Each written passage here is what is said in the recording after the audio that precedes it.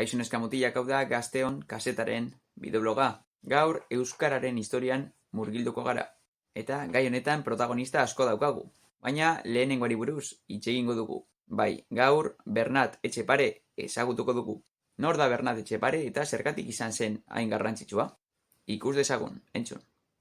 Etxeparek euskarazko lehenengo liburua idatzi zuen. 16. mendeko euskal apaisa eta idazlea izan zen.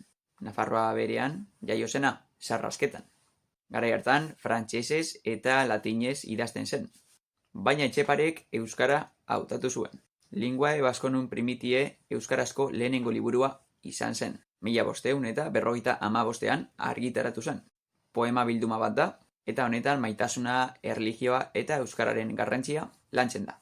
Etxeparek euskararen garrantzia nabarmendu nahi du eta mundutik zabaltzea. Hauxe da bere esaldi ospetsuena. Euskara jaldiadi mundura. Esaldi hau euskararen edapenaren eta biziraupenaren sinboloa da. Diotenez, euskaraz idazteagatik Etxeparek zenbait arazo izan zituen. Esaterako, espetxean egotea. Garai hartan, euskara ez zen idazteko hizkuntza. Baina Bernat Etxeparek lehen pausua eman zuen. Bere lana euskararen biziraupenerako funtsezkoa izan zen, eta izan da. Gaur egun bere izena daukan erakundea daukagu. Etxepare Euskal Institutua.